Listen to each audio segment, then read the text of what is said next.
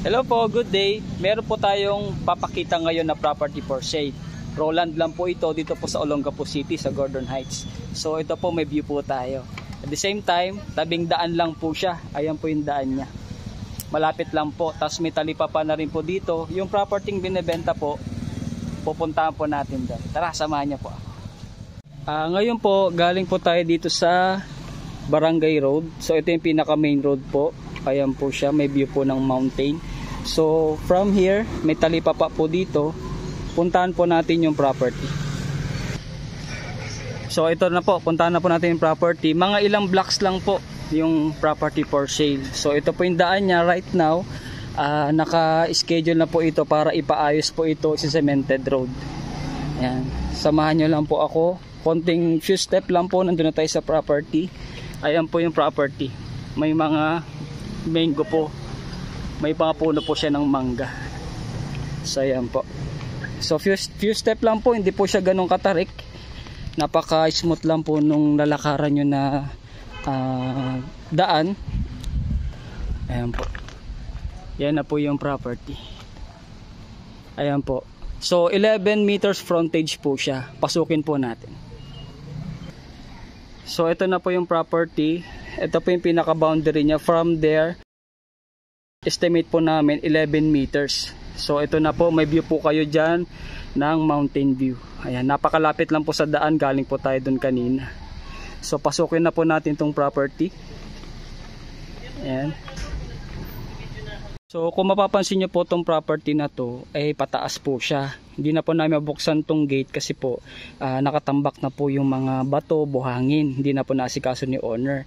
Ngayon yung taas naman po niya, hindi naman pa ganun kataas kasi ito po yung motor.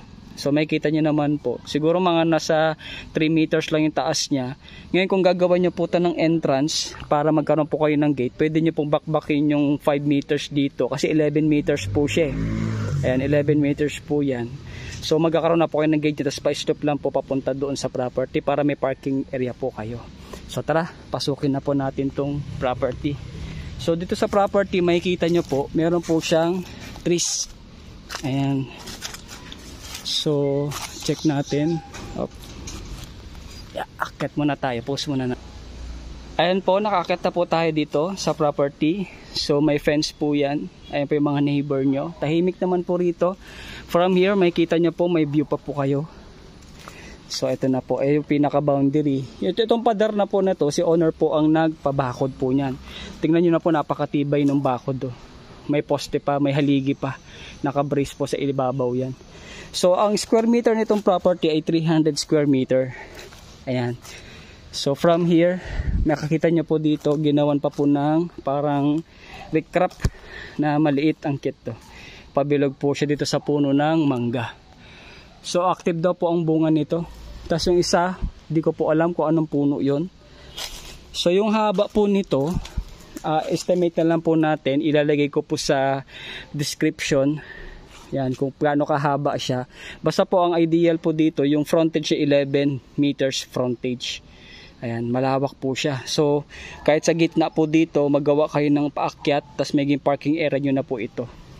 Ayan. So, maganda po yung property.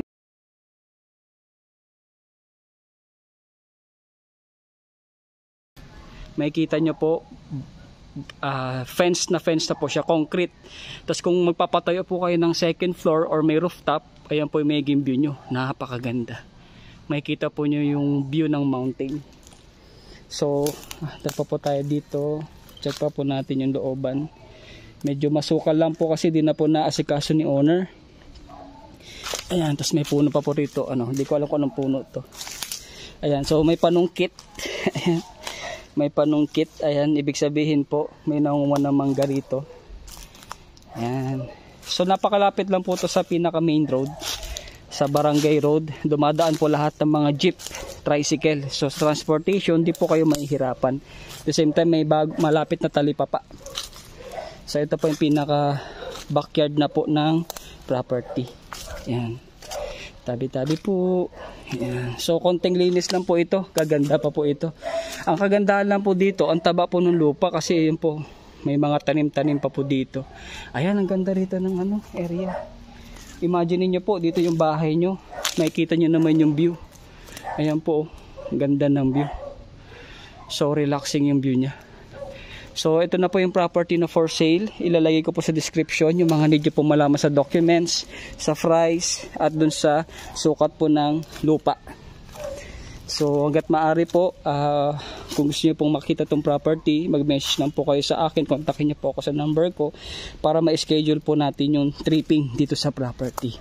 So again, 11 meters po ang frontage nyan.